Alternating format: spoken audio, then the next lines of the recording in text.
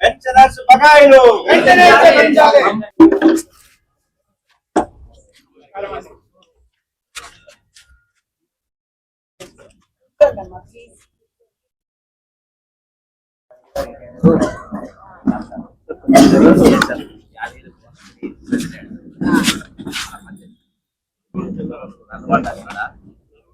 గారు మేడం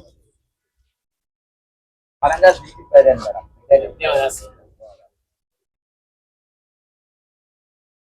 రామకృష్ణ గారు విజయ్ గారు భద్రాద్రి కొత్తగూడెం కింద 2 కిడ్నీలు ఖరాబ్ అయినాయి మేడం. వాళ్ళ అన్న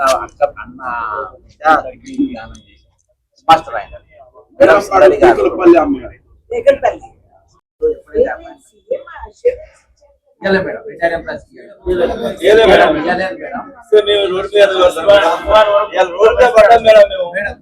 నేను తప్పకుండా ఇది పరిష్కరణ చేసి అతి త్వరలో మీ నిధులు మీకు అందేటట్లు చేస్తాము. Government is committed to this for the benefit of citizens.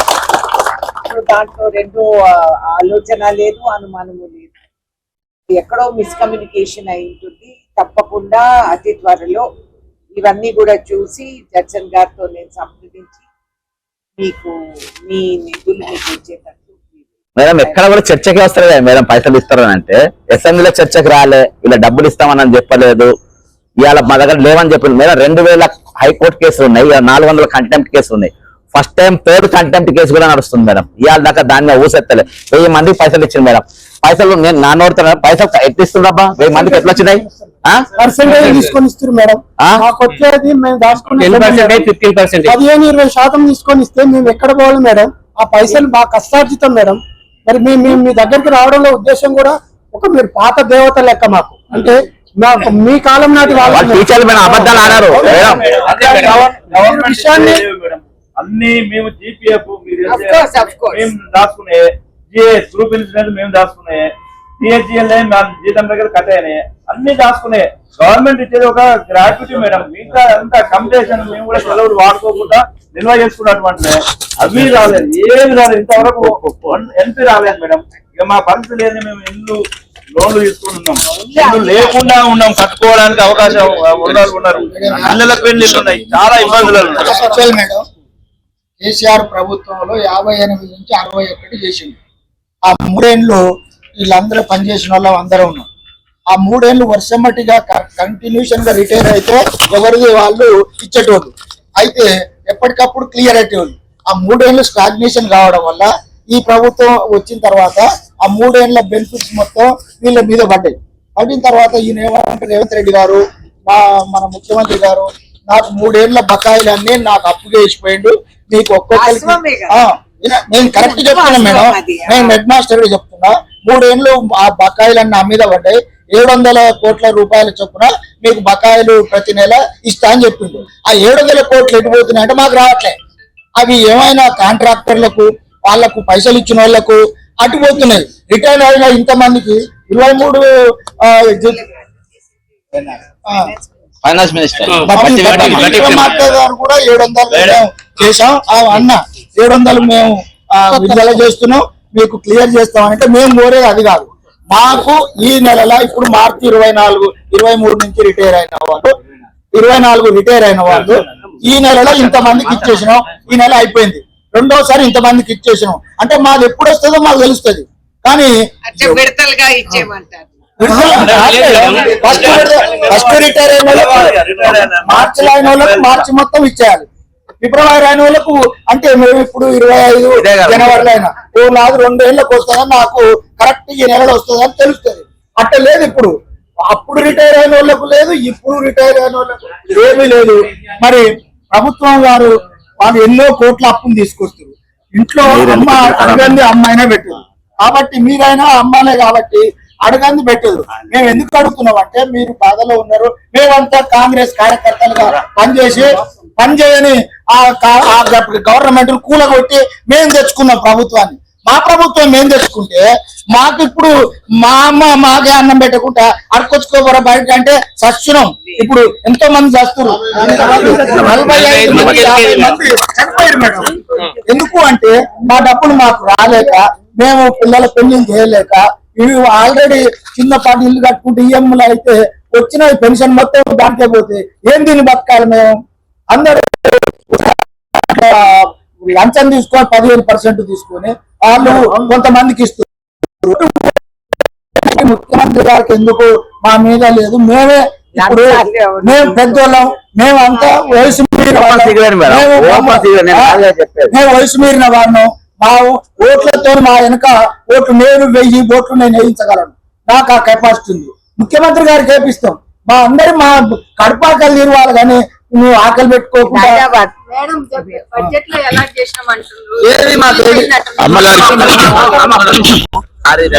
అమ్మగారికి పాదాభివందనం.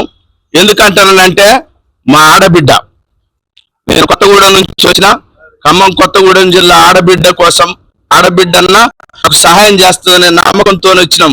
స్థానికంగా ఉన్నటువంటి ఎమ్మెల్యేలకు పత్రాలు ఇచ్చిన, మంత్రులకు అందరికీ ఇచ్చిన, మమ్మల్ని ఎవ్వరూ పట్టించుకోవట్లే. పెద్ద మీడియా గాని ప్రతిపక్షం గాని మరి ఏ విశ్లేషకులు కానీ టీవీలు కానీ చివరికి కూడా పట్టించుకోలేదు మమ్మల్ని. జడ్సన్ అన్న మా భారం అంతా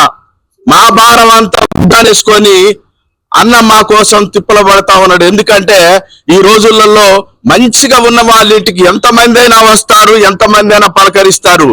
మరి ఒక రిటైర్డ్ జమారావు గారు కుక్క చచ్చిపోతే ఊరందరూ వచ్చిండ్రట.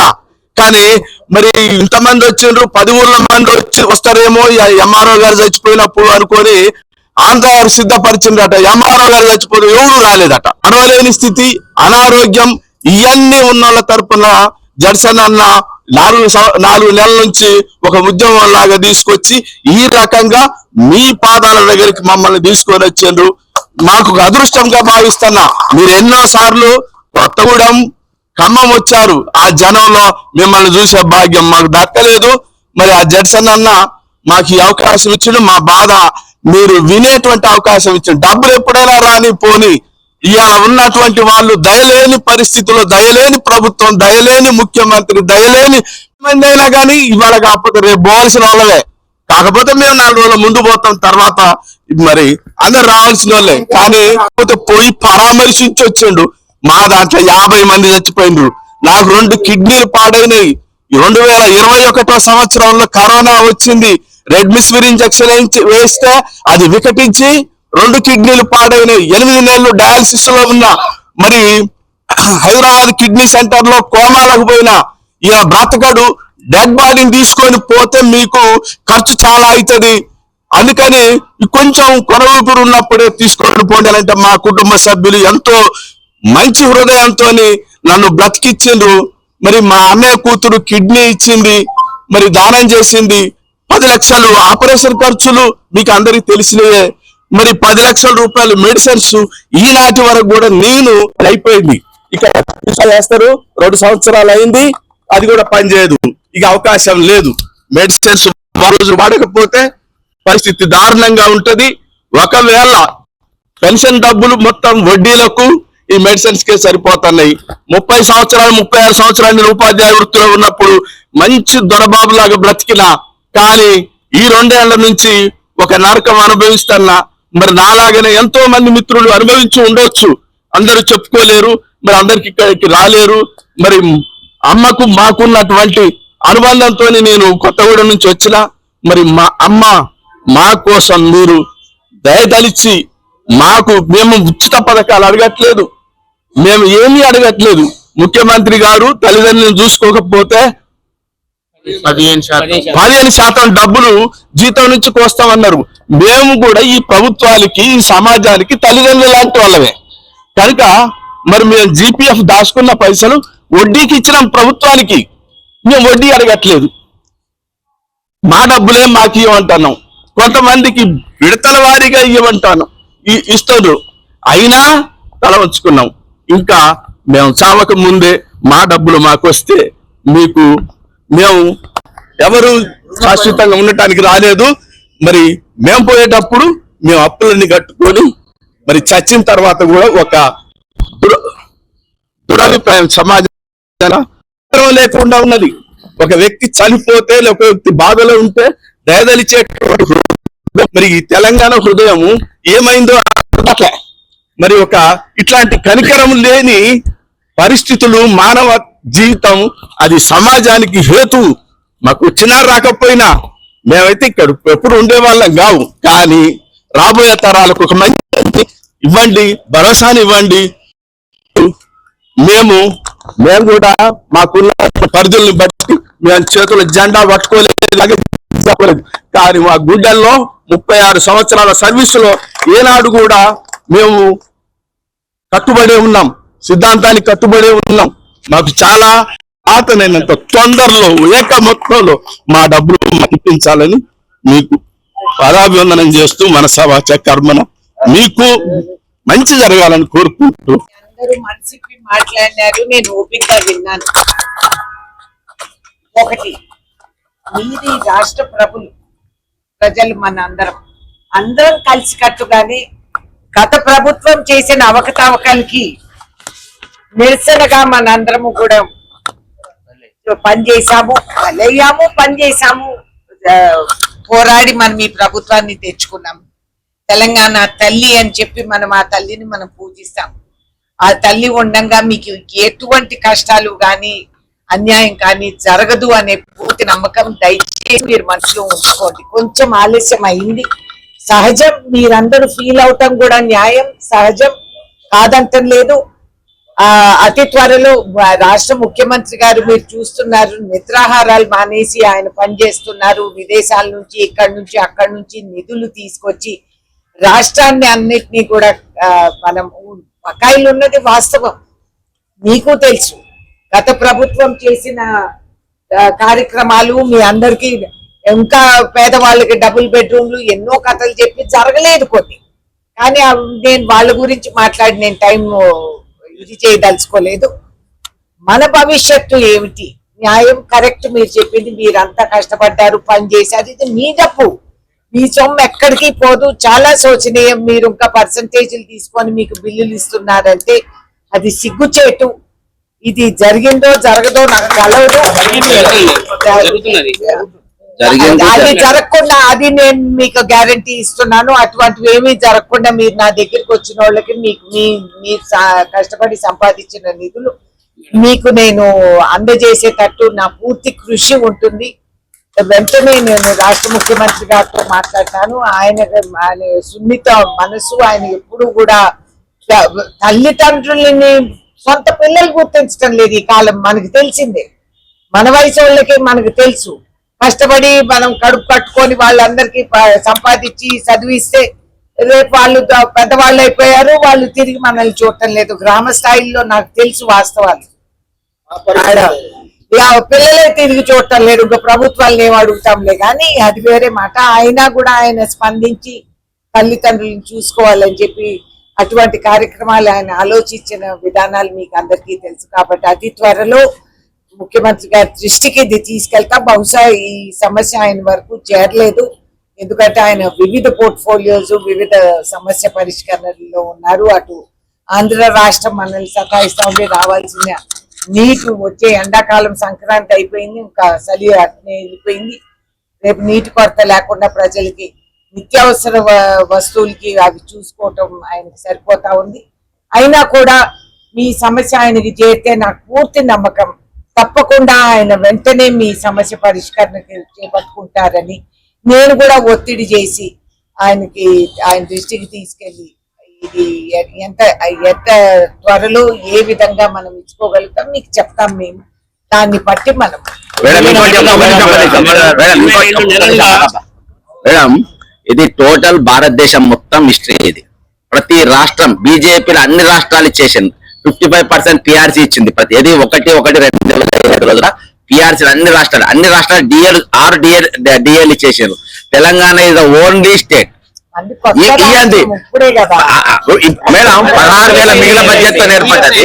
మేడం టోటల్ ఇండియా భారతదేశం ఉన్నది. ఇది committed budget madam, committed expenditure ఇవ్వాల్సింది ఇది ఎక్కడికి పోతుంది? అఫ్ కోర్స్ ఇస్తారు, ఎవరైనా ఇవ్వమని చెప్పారా? సవాలే లేదు, మేడం. ఇక్కడ ఇవ్వమనే ప్రశ్నే లేదు. మీరు అది don't worry about. Madam Telangana భారతదేశం మొత్తం మా సమస్య తెలుస్తుంది, ఢిల్లీ దాకా మా సమస్య తెలుస్తుంది, మీరు పరిష్కరించగలుగుతారు కాబట్టి మీరు సెలెక్ట్ చేసుకొని మరి వచ్చినాం. సెలెక్ట్ మేడం ఇప్పుడు చూసుకోకపోతే 5% కట్ చేస్తారన్నారు. అదే అదే మీరు మేము కూడా తల్లిదండ్రులు లాంటి వాళ్ళం కదా, 62 దాటినటువంటి వాళ్ళందరూ పెద్ద మనుషులు కదా, మా డబ్బులు మాకు ఇవ్వడానికి మీకు ఎందుకు ఇంత ఆక్షేపణ ఎందుకు? ఇవ్వమని ఎవరన్నా అన్నారా? ఇవ్వమని ఎవరన్నా అన్నారా? ఎవరు అనలేదు కదా. మీరు మాట్లాడి మాకు చెప్పి అంత దూరం వెళ్ళక్కర్లేదయ్యా. వెళ్ళకపోతే మమ్మల్ని పట్టించుకుంటారు. ఎవరు పని చేస్తారు అనేది వారికి తెలుసు, చూస్తారు. పూర్తి ప్రయత్నం చేస్తానని నీకు నేను మాట్లాడుతున్నాను. అది ఒక నెల జీతం కూడా ఇప్పుడు వరకు రాలేదు. లీవ్ పెడితే లీవ్ శాలరీ కూడా ఇంకా రాలేదు. ఎప్పటి నుంచి? ఒక 1.5 years. రిటైర్ అయ్యి కూడా 19 months. ఇదిగోండి డేట్ చూడండి, బిల్లు ఇయర్స్ అందరికీ వచ్చేసింది. అది కొంత లేట్ అయింది. నల్గొండలో అప్పటి నుంచి బిల్లు 23 నుంచి ఉంది. ఇప్పుడే నా దృష్టికి తీసుకొచ్చారు కాబట్టి next month 4 years 4th year వస్తుంది. ఎంప్లాయ్మెంట్ లో రిజిస్ట్రేషన్ కాదు, మాకు డిఎస్సి లో రాలేదు. మేము జైపాల్ రెడ్డి దగ్గర పోయింది, ఆయన ఎమ్మటే ఫోన్ చేసి చేయగానే 40-50 మందికి ఉద్యోగాలు ఇచ్చారు. ఇవాళటి వరకు కూడా వారి పేరు మేము తలుచుకుంటాం, ఎందుకంటే ఒక ఫోన్ తో మా అందరి సమస్య పరిష్కారం. అలాంటి మీ లీడరే మీరు. మేము మా దృష్టిలో మాకు కూడా అంత చక్కగా పరిష్కారం అయితేనే ఉద్దేశంతో మీ దగ్గరకు వచ్చాము. మరి తప్పకుండా మా సమస్యను పరిష్కరించి నిజంగా 50 మంది చనిపోయారు. మీద ట్రైన్ బుక్ చేసుకొని ఏఐసీసీ తీసుకొని వస్తా. చాలా తప్పండి అది. వాళ్ళని అట్లా ఇబ్బంది పెట్టడం అది మంచిదా? మీరు ముఖ్యమంత్రి మీరు పరిష్కారం చేయండి. మీకు రిజల్ట్ కావాలి, మీకు రిజల్ట్ తో సంబంధం జరుగుతుందని నా పూర్తి నమ్మకం. ఇన్ని రోజు ఫస్ట్ టైం రిటైర్మెంట్ పైసల కమిషన్లు తీసుకుని ఫస్ట్ టైం నా జీవితంలో ఎప్పుడు 34 ఏళ్ళ కాంగ్రెస్ పార్టీ పనిచేసినా కానీ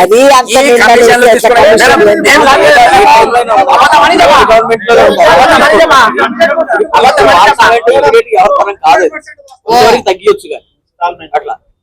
మేము ఐఎన్టీసీ వాళ్ళని కూడా బాగా కృషి చేసాం మేడం కాంగ్రెస్ గవర్నమెంట్.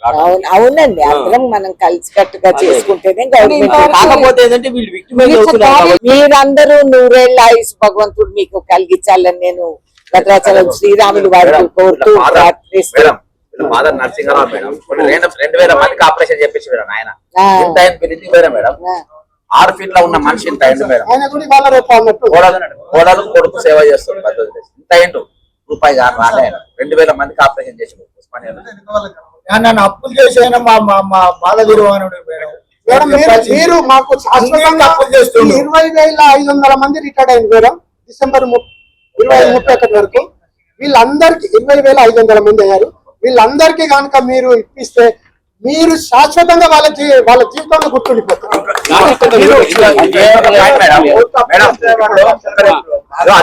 అత్యధికంగా ఇప్పుడు 3 ఏళ్ళు అన్నారు కదా మేడం. ఇప్పుడు మేము మా ఇంట్లో 6 అన్నతమ్ములం ఉన్నాం. నేను బయటికి పోయినా లోపలికి వచ్చి మా అమ్మాయితో నా వంట చేసి పెడతా కదా, పొద్దున్న తిన కూడా నేను శాతం తింటా. ఆ విధంగా 3 ఏళ్ళ వీళ్ళ సర్వీస్ పెంచిన వీళ్ళ పైసలు 2023లో యాడ్ అయింది మేడం. ప్రతి సంవత్సరం 10,000 కోట్లు వస్తే 2023-24 16,842 కోట్ల రూపాయలు వచ్చినాయి. అంటే జీపీఎఫ్ అప్పుడైనా ఇవ్వాల్సింది ఎప్పుడైనా ఇవ్వాల్సిందే మేడం. ఇక్కడికి వచ్చినాయి మేడం. కాగ్ రిపోర్ట్ స్పష్టంగా చూపించింది ఇది వచ్చిన పైసలని. యాక్చువల్ గా ఈ రిపోర్ట్ తీసుకుపోయి మేము కోర్టులో వేసినా ఎక్కడ వేసినా కానీ జైల్లో పోతాం. మేము దీని గురించి ఎక్కడ మాట్లాడుతున్నాం. కానీ ఈ రోజు ఇంత పచ్చి అబద్ధం కాకొకటి చెప్పి మాకొకటి చెప్పి ఈ రోజు మోసం చేసి ఇది కమిటెడ్ బడ్జెట్ అనేది దారి తప్పేనికి లేనే లేదు మేడం. వీళ్ళకి ఇచ్చినాకనే వేరే వాళ్ళకి ఉద్దేశం లేదు కదా నాయన. ప్రభుత్వానికి మీకు తప్పించాలని కానీ మీ డబ్బులు ఇవ్వకూడదని కానీ కోర్టు జడ్జిమెంట్ లో కూడా వాల్యూ లేదు. కోర్టు జడ్జిమెంట్ లో కూడా వాల్యూ లేదు మేడం. నెక్స్ట్ మేడం నా దగ్గర 1000 మంది పేషెంట్ ఉన్నారు. ఒక నిమిషం ఫాదర్ ఒక ఆయన ఇల్లు వదిలేసి వెళ్ళిపోయాడు. ఈఎంఐ వాళ్ళు వచ్చి ఇల్లు కబ్జా చేసి మేడం. బ్యాంక్ వాడు ఎందుకు పుట్టాడు? వాడు బ్యాంక్ వాడు ఎందుకు పుట్టాడు? బ్యాంక్ వాడు ఇంటికాడికి వచ్చి ఇల్లు ఖాళీ చేసి పని వేల మేచి బయటికి వెళ్ళగొట్టిన ఒక ఎస్ఐని. ఇలా పోలీస్ డిపార్ట్మెంట్ ఎంతమంది నిలబడదా? పోలీస్ డిపార్ట్మెంట్ నిలబడదు. అందరు పోలీస్ డిపార్ట్మెంట్ లో పనిచేసే ఎస్ఐలు సిఐలు ఉన్నారు. ఒక ఆయన బెడ్ రిటర్న్ అయిపోయింది మేడం. ఎన్నికో సాపరే ఇంకా కూడా పోలీస్ డిపార్ట్మెంట్. ఇంత మంది ప్రతి డిపార్ట్మెంట్ ఉన్నారు. వీళ్ళందరినీ సేవ చేయించుకుంటావు, వీళ్ళతో పనిచేయాలి. వెరీ సారీ, ఈ పరిస్థితి అసలు రాకుండా ఉండాల్సింది. వెరీ సారీ, ఇది సహించే బాధ కాదు. నేను ఐఎమ్ ఫీలింగ్ వెరీ బ్యాడ్. నేను నా తరఫు నుంచి మీ అందరికి మీ ముఖాలు చోట్ల వేసిన వాళ్ళ ముఖాలు నాకు తెలుసా? వాళ్ళ ముఖాలు తెలుసా? సోనియా గాంధీ గారి ముఖం చూసి, రాహుల్ గాంధీ గారి ముఖం చూసి తెలంగాణ ఇచ్చిన అని చెప్పేసి మేము ఓట్ చేసినాం మేడం. బకాయిల సాధన కమిటీ అని చెప్పి వీళ్ళందరూ రిటైర్డ్ గవర్నమెంట్ ఎంప్లాయీస్ వాళ్ళు రావటం జరిగింది. అనుకోకుండా ఇక్కడికి వచ్చారు. చాలా సంతోషం. అందరినీ కలవగలిగాను. వాళ్ళ సమస్యలు కొన్ని ఉన్నాయని నా దృష్టికి తీసుకురావటం జరిగింది. చాలా శోచనీయం. దీంట్లో ఇంట్లో డిలే ఎందుకు అయిందో నాకు తెలియదు. ఏదో కమ్యూనికేషన్ గ్యాప్ ఉండే ఉంటుంది. ఒక రాష్ట్ర ముఖ్యమంత్రి పిల్లలు తల్లిదండ్రులను చూసుకోవటం లేదనే సమాజ నిజాన్ని ఆయన గుర్తించి దానికి కూడా ఓ చర్య తీసుకొని ఒక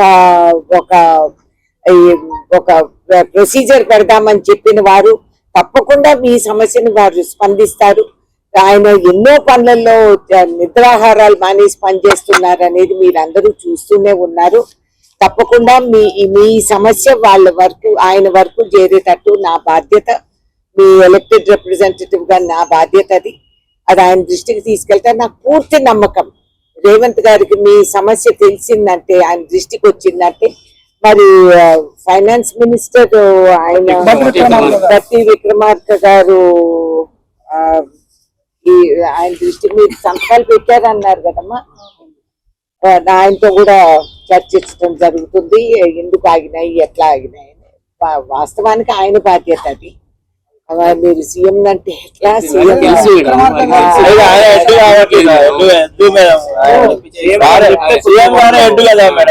ఇప్పుడు రేవంత్ రెడ్డి గారు తలుచుకుంటే ఒక 5 నిమిషాలలో డబ్బులు వచ్చేస్తాయి మేడం.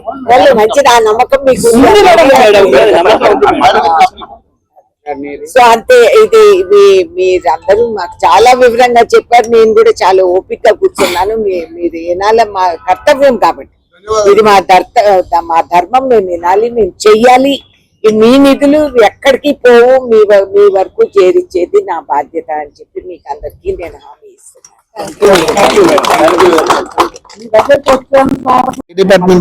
స్కూల్ ఎడ్యుకేషన్ అండి. అంటే ఎప్పటి నుంచి రావాలి మీకు బకాయి? నేను జూన్ లో రిటైర్ అయ్యానండి. అప్పటి నుంచి రావాలి. 24 మార్చి నుండి రావాలి. 24 మార్చి. ప్రభుత్వం మీరు చాలా సార్లు ప్రెస్ మీట్ల ద్వారా చెప్పారు, నిరసనలు తెలిపారు, తర్వాత ప్రజాభవన్కి వెళ్ళారు, అందరితో మాట్లాడారు కదా. ఎందుకంటే గవర్నమెంట్ నుంచి మీకు రావాల్సిన మీ పైసలు ఎందుకు రావట్లేదు? అంటే బేసిక్ ఇది డైవర్ట్ అయ్యిందా? డైవర్ట్ అయినాయని అనుకుంటున్నారు. ఎందుకంటే కొంతమందికి 1000 మంది వరకు వచ్చినాయి అంటున్నారు. వాళ్ళల్లో కొంతమంది వెనకాల రిటైర్ అయిన వాళ్ళకు కూడా పడ్డాయంటే ఏమనుకోవాలి? ఏదో ఒక ప్రభావం చూపెడితేనే పడ్డాయనే కదా.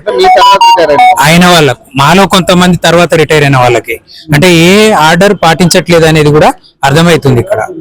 చాలా మంచి మంచి పోస్టులు చేసిన వాళ్ళు ఇప్పుడు రోడ్డున పడి ఇప్పుడు మొత్తం నిరసనలు కానీ మీరు మీ ధర్నాలు చేయాల్సి వస్తుంది. బేసిక్ ఎందుకంటే ప్రభుత్వం ఎందుకు వినపడట్లేదు? ఇప్పుడు ఆమె రేణుకా చౌదరి గారు కూడా అంటున్నారు ఇది సీఎం దాకా వీళ్ళు ఉండకపోవచ్చేమని ఆమె అనుమానం వ్యక్తం చేస్తా ఉన్నారు. ముఖ్యమంత్రి దాకా కూడా వెళ్లే పరిస్థితి ఉంటుంది. గవర్నర్ కి నేరుగా మీరు లెటర్ ఇచ్చినప్పుడు ముఖ్యమంత్రి దాకా వెళ్ళకపోకుండా ఉంటుందంట. వెళ్ళట్లేదు అనే దానికి ఆస్కారమే లేదండి. కోర్టు నుంచి దాదాపు 1000 మంది దాకా హైకోర్టు తీర్పిచ్చింది వీళ్ళకి ఇయ్యమని చెప్పి. తర్వాత కొంతమందికి కంటెంప్ట్ కూడా వేయడం జరిగింది. ఎవరికి కూడా స్పందించట్లేదు. అలాంటప్పుడు వాళ్ళకి తెలియదని ఎలా అనుకోగలుగుతామండి? ఇప్పుడు దాదాపు 50 లక్షలు 70 లక్షలు చాలా మందికి ఆగిపోయిన పరిస్థితి. అంటే మీ పరిస్థితి ఏంటి? ఇప్పుడు కనీసం ఆరోగ్య సమస్యలతో బాధపడిన వాళ్ళు ట్రీట్మెంట్ కూడా చేయించుకునే పొజిషన్ లో లేకుండా చాలా మంది చనిపోవడం జరిగింది. దాదాపు 45 మంది మృతి బాట పట్టడం జరిగింది. అంటే ఏం చెప్తారు దీన్ని బట్టి? ఒక రిటైర్డ్ ఎంప్లాయీస్ ని రాష్ట్రంలో ఇట్లా ట్రీట్ చేయడం అనేది ఎట్లా చెప్తారు? అదే అర్థం కావట్లేదండి. 29 రాష్ట్రాలు ఉన్నాయి. ఏ రాష్ట్రంలో లేని పరిస్థితి మన తెలంగాణలోనే ఎందుకు వచ్చింది అనే దాని కొరకు ఎన్లైట్ చేయడం కొరకే ఇట్లా అధికారంలో ఉన్న వాళ్ళను, ప్రతిపక్షంలో ఉన్న వాళ్ళను అందరినీ ఒక కార్యక్రమంగా పెట్టుకొని కలిసి మా బాధ వెల్లడించడం జరుగుతుంది. ఇంకా మీకు ఆశ ఉందా? ఎందుకంటే ప్రభుత్వం నుంచి ఇక్కడ స్పందన కనపడట్లేదు కదా, కనీసం దీని మీద సానుకూలతో రేపో మాపో అనే ఒక డేట్ కూడా చెప్పే పరిస్థితి లేదు, కనీసం ఈ సమస్యల మీద మాట్లాడే పరిస్థితి కూడా లేదు కదా. మరి రేణుకా చౌదరి గారు చెప్తున్న మాట మీరు విన్నారు కదా, ఆమె చెప్పేదాన్ని బట్టి ఆయన దృష్టి పోయి ఉండదు.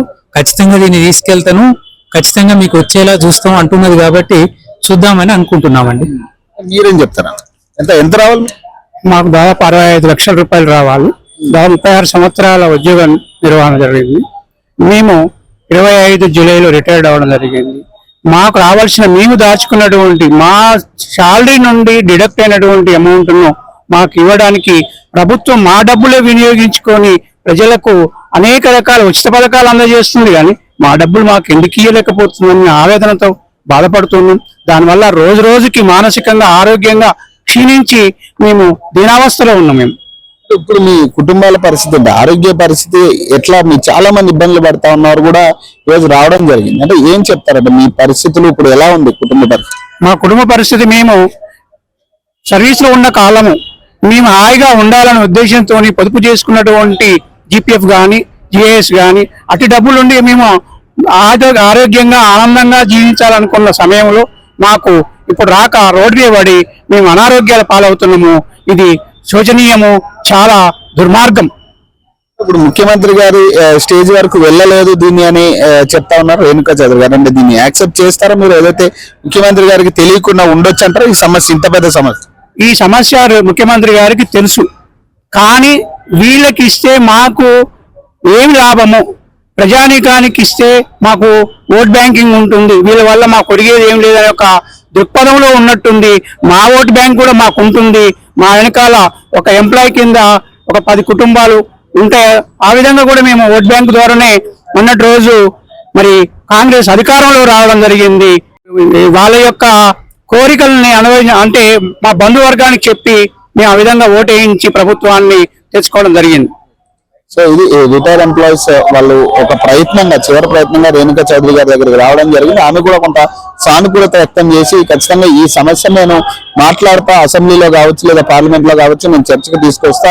బట్టి విక్రమార్క ఫైనాన్స్ మినిస్టర్ గా ఉన్నారు కాబట్టి ఆయన దృష్టికి కూడా దీన్ని తీసుకెళ్లే ప్రయత్నం చేస్తా అంటూ కూడా ఆమె భరోసా ఇవ్వడం జరిగింది. సో ప్రస్తుతం ఇక్కడ రేణుకా చౌదరి గారి ఇంటి ముందు మనం ఉన్నాము. సో మొత్తం రిటైర్ ఎంప్లాయీస్ ఒక్కసారి అక్కడ చూడొచ్చు, గేట్ దగ్గర కావచ్చు, మొత్తం రిటైర్ ఎంప్లాయీస్ అంతా కూడా సో ఆమె ఇచ్చిన భరోసాతో వాళ్ళు ఇక్కడ నుంచి వెళ్లే ప్రయత్నం వెళ్తున్నారు. సో ఏదైనా కానీ వీళ్ళు అడుగుతున్నది కొంచెం న్యాయబద్ధంగానే, వాళ్ళు దాచుకున్న డబ్బులు వాళ్ళకి ఇమ్మనేది ప్రధాన ఎజెండా కాబట్టి ఖచ్చితంగా వాళ్ళ పైసలు వాళ్ళకి ఇవ్వాల్సిన బాధ్యత ప్రభుత్వానికి ఉంది కాబట్టి సో తక్షణమే దీని మీద చర్యలు తీసుకోవాలంటూ కూడా రేణుకా చౌదరి గారికి వినయించుకున్న పరిస్థితి. సో ఇది చూడొచ్చు, ఇక్కడ పరిస్థితులు అయితే ఇట్లా ఉన్నాయి.